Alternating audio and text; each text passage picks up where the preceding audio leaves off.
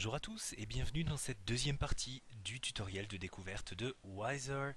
Je vous avais laissé à la fin de la première partie sur la transmission aux élèves. Nous sommes sur la partie vérification ici, review, et on va pouvoir transmettre aux élèves.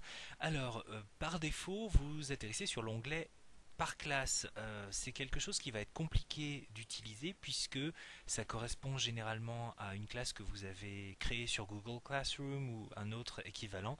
Le plus simple, et pour que ça reste acceptable au niveau RGPD, étant de passer plutôt par un lien. Donc on va laisser de côté tout ce qui est Edmodo, Google Classroom, etc. etc. Je vous suggère vivement de tout simplement cliquer sur Create an Assignment qui ressemble à celui-là et vous obtenez cette page-là. Ici on va aller cliquer sur le lien et il nous suffira de le copier pour le transmettre aux élèves. Pensez bien à activer ici l'aspect public, sans quoi eh bien, vous ne pouvez pas valider tout simplement, ou alors il vous faut un compte payant. Et je vous suggère également vivement le retour automatique aux élèves, ce qui veut dire qu'un élève qui aura terminé de répondre au questionnaire obtiendra tout de suite les réponses pour les parties qui sont corrigées automatiquement. Voilà, je viens en tant qu'élève de finaliser ça. Et voici à quoi ressemblent mes questions. Alors je descends un petit peu. Ici, vous voyez qu'à gauche, j'ai bien ma validation. Ça veut dire que tout était correct. Quand tout n'est pas validé, j'ai ici le nombre de choses correctes ou pas. Vous voyez que ce qui est correct apparaît en vert. Ce qui ne l'est pas apparaît en rouge. Ici, tout est bon encore une fois. Ici, pareil, vert et rouge. Le rouge là où c'est faux.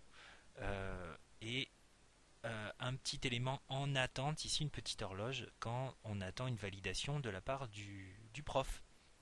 Donc on voit vraiment que pour l'élève c'est relativement clair, dès qu'il a terminé, il a une bonne partie des réponses. Maintenant en tant que prof, retour sur mon interface, je vais pouvoir aller dans Answers ici et voir les réponses que mes élèves ont apportées au questionnaire.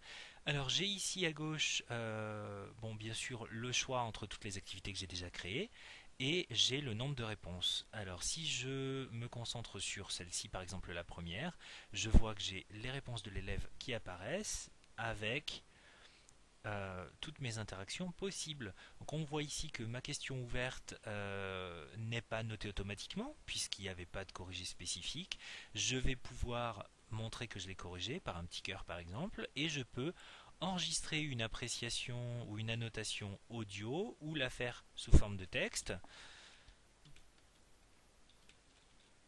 Voilà, l'élève ayant droit à ça. Je tape bien sûr la note que je veux mettre, ici un 3 sur 5 par exemple. Pour les autres, celle à choix multiple, vous voyez, est déjà corrigée, la note est déjà présente, je peux annoter ou pas, ou simplement mettre un petit cœur si j'en ai envie. Sachant que ça ne change strictement rien, c'est plutôt cosmétique qu'autre chose. Ici, je vois que comme ce qu'a vu l'élève, ce qui est faux apparaît en rouge, donc la correction est vraiment rapide. Je vois ici que mon nombre de points avait été paramétré sur 1 au départ, hein, donc pareil, je peux annoter ou pas. Donc les questions ont plus ou moins d'importance. Ici, pareil, je vois directement ce qui est correct ou pas. Donc tout est fait pour que la correction soit vraiment rapide. Ici 4 sur 4, pareil, donc je n'ai pas besoin d'annoter. Et je descends jusqu'en bas pour une annotation globale. On voit ici que j'ai toujours mes éléments par rapport à la petite discussion, avec le nom de celui qui a écrit à chaque fois. Et je vais pouvoir laisser une appréciation d'ensemble pour la copie. Je peux également le faire en audio au besoin, donc des plus petits en premier degré jusqu'à des lycéens ou même des adultes. Au final, on a un outil qui est quand même très flexible. Une fois ceci terminé, je vais pouvoir valider mon feedback, c'est-à-dire mon retour à l'élève, et dès lors que c'est fait, il devient visible pour l'élève qui, en se connectant, va pouvoir retourner sur l'activité et voir tout simplement la note. Un dernier gros avantage de ce système, c'est la possibilité de télécharger un rapport complet. Alors, c'est pas forcément très ergonomique, mais vous allez voir que c'est relativement facile.